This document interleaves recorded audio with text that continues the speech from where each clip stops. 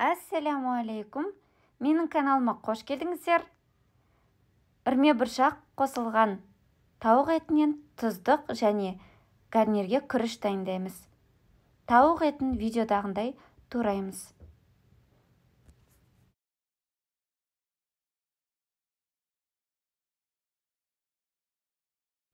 Болгар бұрышын ұзынша етіп тураймыз.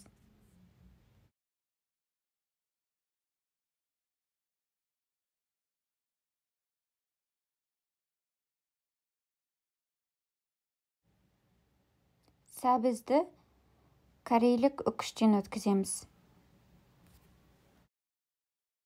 Пиязды екіге бөліп, үлкенірек етіп тураймыз.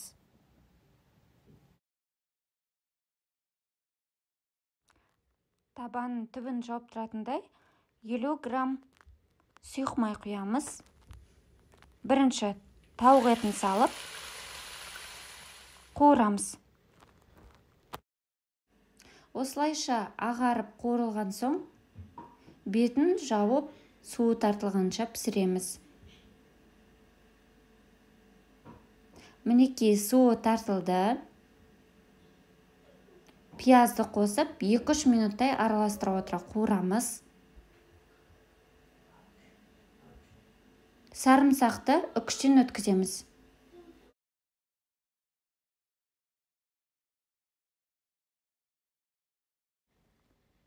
Сәбіз,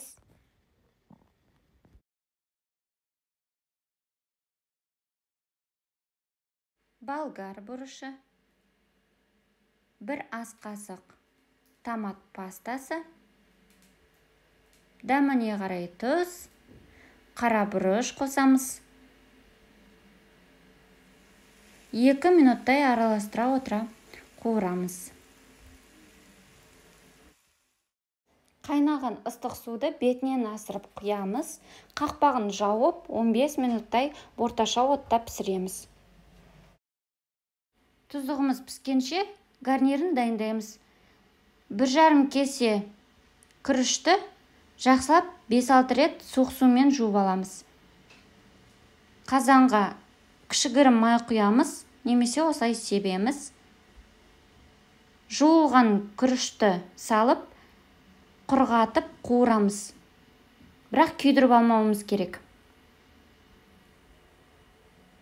Қолмен ұстағанда күрішіміз құрғақ болып тұрады. 1 шай қасық толтырып тұз қосамыз, араластырып, қайнаған ыстық суды бетінен асырып құямыз.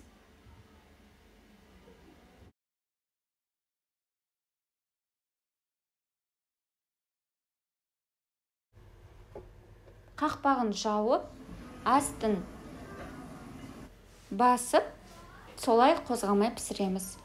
Тұздыққа жасыл үрме бұршақты қосамыз. Араластырып, бетін жауып, 10 минут пісіріп аламыз. Сонымен тұздығымыз да дайын, гарниріміз де дайын болады.